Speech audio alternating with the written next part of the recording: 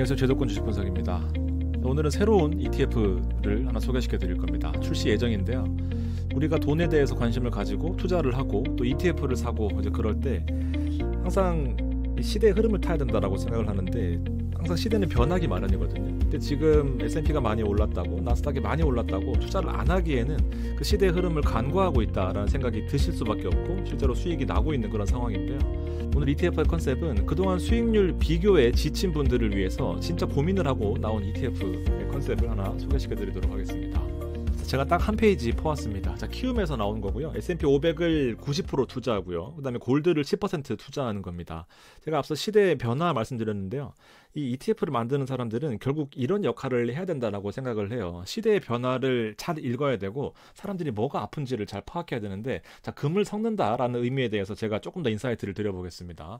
먼저 여러분들께 질문을 하나 드려볼게요.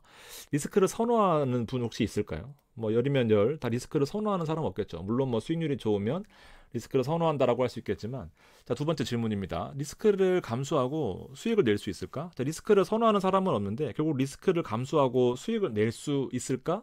정답은 예스입니다. 수익을 낼 수 있죠. 테슬라 400불 넘어갔다가 200불까지 빠졌거든요. 근데 결과적으로 반등했어요. 자, 리스크를 감수하고 수익을 낼 수 있는데 이게 결국에 리스크가 없어졌을까? 생각해보면 리스크가 없어진 게 아닙니다. 리스크는 내 평균 단가일 수도 있고요. 그리고 내가 팔아야 될 때일 수도 있습니다.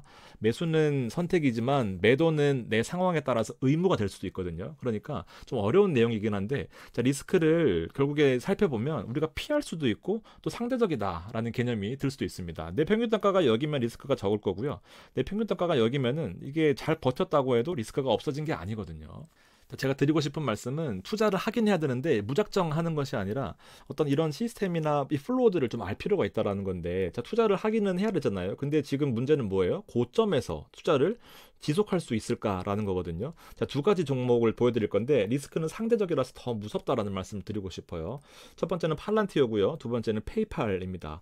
아시다시피 두 종목은 이 각 분야에서 압도적인 지위를 이용한 경제적 해자들이 있는 종목이에요. 타의 추종을 불허하는 어떤 기술력을 쌓은 기업들인데 주가가 이렇게 상승할 때는 리스크가 적어 보입니다. 상대적으로 그렇죠. 자, 이 반면에 페이팔은 압도적인 지위를 이용해서 그동안 승승장구해왔지만 결국 시대의 흐름에서 좀 뒤처지면서 쇼피파이가 코인으로 결제하는 그 시스템을 개발하면서 주가 상대적으로 밀리고 있단 말이에요. 작은 것 하나가 다 리스크처럼 보이기 때문에 자, 우리가 여기에서 더 많이 빠질까요? 여기에서 더 많이 빠질까요? 이게 결국에 리스크 관리의 시작인 건데 일반인들은 투자를 하기가 어렵다라는 포인트를 좀 아시면 좋겠습니다. 내 투자가 잘 안 되는 이유는 뻔해요. 자, 그래서 두 가지의 리스크 회피하는 방법이 있거든요. 첫 번째는 당연히 다 아시다시피 분산 투자하고 분할 매수하는 겁니다. 예를 하나 들어볼게요. 속슬이거든요. 제가 팀 제도권에서 표준 편차로 매매하고 있습니다. 46.58달러인데요. 한 달 동안에 5% 빠졌습니다. 변동성도 생각보다 컸고요. 30불 때까지 떨어졌다가 45불 때까지 올라가는 그런 모습 보여주고 있습니다. 어쨌든 한 달 동안에 마이너스 5%거든요. 자, 표준 편차 매매 볼까요? 7.64 정도 빠졌을 때마다 매수를 하는 거예요. 비록 두 번밖에 안 왔지만 평균 수익률은 33%입니다. 어떤 기준을 가지고 분할 매수한다라는 것이 리스크를 회피하는 대표적인 방법 중에 하나인 거고요. 자, 두 번째는요. 투자의 포트폴리오를 구축하는 거예요. 대표적으로 금을 투자하거나 아니면 안전하게 금리가 나오는 채권 투자하거나 세 번째 배당주를 섞는 방법이죠. 안전하게 현금 흐름 그리고 만기 때 원금이 보장되는 그리고 금을 투자하는 건데요. 자, S&P는 연평균으로 10% 이상씩 상승하고 있는 강한 상승세를 보이는 대표적인 지수 중에 하나인 거죠. 자, 이렇게 무섭게 상승하는 S&P를 이런 스파이의 비중을 70%로 줄였습니다. 그러면서 나머지 30%를 GLD라고 하는 미국에서 가장 유명한 골드 현물 ETF를 투자하는 거죠. 30%를 투자합니다. 총 5년이고요. 10,000불을 5년간 재투자해봤습니다. 이 벤치마크 릴레이티브는 상대적인 수익률이거든요. S&P 100% 대비해서 마이너스 0.8이라는 건데 자, 결과적으로 14.5%라는 거예요. 무슨 말씀인지 아시겠죠? 강한 S&P를 일부 포기하고 금을 샀더니 생각보다 놀라운 결과가 있는데요. 자, S&P 온리 투자했을 때 그리고 포트폴리오를 투자했을 때거든요. 하나 설명을 드려볼게요. 첫 시작 금액은 10,000불 같습니다. 자, 결과적으로 5년 뒤에는 평가 금액이 1948일 그리고 SPY를 온리 투자했을 때는 20138입니다. 생각보다 큰 차이가 나지 않는데요. 세부적으로 들어가면 생각보다 차이가 큽니다. 연평균 상승률은 14.53, 15.3% 차이가 나는 거고요. 자, 표준 편차 아시죠? 정규 분포를 가정했을 때 중심으로부터 가장 빈번하게 발생되는 이 중간값으로부터 얼마나 이 변동성이 크냐라는 거거든요. 당연히 변동성이 크면 더 많이 빠질 거고요. 더 많이 오르기도 하겠지만 이게 위험의 척도가 되는 경우들이 많습니다. 자, 표준 편차가요. 14.22고요. 18.26입니다. 더 큰 상승을 기대할 수 있지만 더 하락이 클 수도 있다는 건데 수익률 차이는 크지 않아요. 자, 그리고 워스트 이어가 중요하죠. 어렵게 모은 돈이 한 번에 많이 빠지는 그 척도를 나타내는 건데 워스트 이어가 마이너스 12.95고요. 그 다음에 18.17입니다. 차이가 생각보다 많이 나고 금을 섞는 것이 당연히 안전하다라는 생각이고요. MDD라고 하는 이 맥시멈 드로우다운은 19.61이고요. 23%입니다. 최고점에서 빠졌을 때 얼마나 많이 빠지겠느냐라는 건데 세부적인 지표를 보면 내가 과연 장기 투자했을 때 스파이만 가져가는 것이 좋으냐? 아니면 금을 섞어서 포트폴리오로 내가 맨날 이런 거를 공부하기가 어려운데 어떻게 장기적으로 가져갈 수 있는지에 대해서 고민을 해보는 거죠. 자, 이유가 있는데요.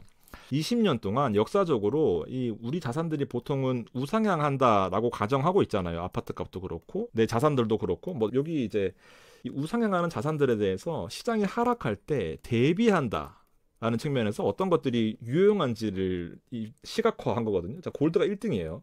그다음에 요거는 이제 CDS라고 해서 그 하이힐드 채권 있잖아요. 그러니까 고금리 채권들입니다. 그다음에 빅스도 많이 아실 거고요. 변동성에 투자하는 거죠. 물가 연동 채권이에요. 그다음에 현금 들고 있는 거 뭐 실버, 은도 있네요. 은은 두 번째네요. 그다음에 아무것도 안 하고 그냥 가만히 있는 캐시나 노헤지는 5등, 7등입니다. 깝치지 말라라는 거거든요. 근데 그 와중에서 1등을 하고 있는 것이 골드입니다. 조정된 수익률도 1등이니까 우리가 대략 예상했다시피 역사적으로 위험 대비 수익률 자체가 골드가 가장 우수하다라는 것이 증명이 됐다라고 보시면 될 것 같아요. 앞서 수익률도 그렇고요.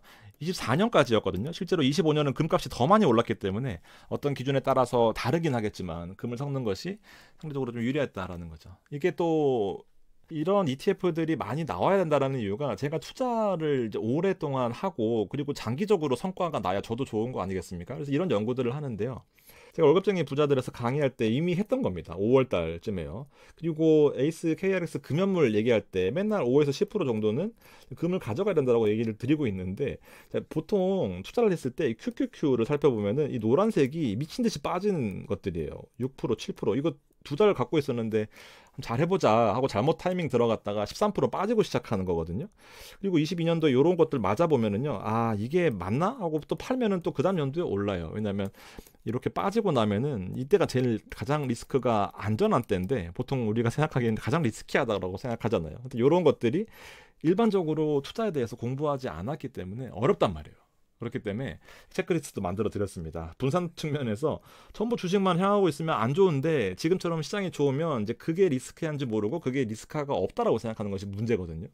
비중 측면에서도 이제 방어형 10% 정도가 적합한지 살펴볼 필요가 있고 배당도 좋은데 인컴이 많으면 괜찮습니다. 매수 여력을 추가적으로 만들고 있는지도 체크를 해봐야 되고 배당금을 뭐 월에 2번, 3번 나오면 너무 좋지만 겹치면 좀 그렇거든요. 그래서 체크해 볼 필요가 있고요. 구성 종목도 리밸런싱을 잘 하고 있는 종목인 건지를 좀 살펴볼 필요가 있다라는 거죠. 자, 결론 내드리겠습니다. 자, 이게 사실은 제 밥줄 뺏기는 ETF의 시작이거든요. 제가 포트폴리오를 구축해 드리고 안정적으로 장기 투자할 수 있는 것에 대해서 눈 감을 때부터 눈 뜰 때까지 아니지 반대로네. 눈 뜰 때부터 아무튼 계속 고민한 게 이게 진짜거든요. 이게 현실에서는 가장 좋은 이상적인 방법 중에 하나예요. 이렇게 구성해 놓으면은요. 뭐 예시입니다. 지금 좀 바뀌긴 했어요. 7.2% 배당 나오거든요. 오를 때 많이 오르는 것들 섞어 놓고요. 나머지 배당 방어형으로 구성해 놓고 시장 하락에 대비해서 금 섞는 것이 포트폴리오 어떻게 보면 13년의 연구 결과라고 보셔도 됩니다. 그래서 이런 것들을 좀 감안하시고 12월 9일인가 나온다고 하더라고요. 그래서 이런 것들은 제가 남들보다 먼저 소개를 시켜드리고 싶었습니다. 이런 것들이 사실 진짜 투자예요. 뭐 수익률을 비교하는 것도 뭐 좋겠지만 그런 수준 이제 이미 우린 다 넘어섰잖아요. 좀 더 고급스러운 전략으로 투자를 할 필요가 있다라고 봐서 제가 상장하면은 안에 들어가는 종목들이나 또 금이 뭐 어떤 금인지 따라 다르긴 하겠지만 제가 요거는 안 나와 있으니까 한번 상장할 때 다시 한번 리뷰해드리도록 하겠습니다. 고맙습니다.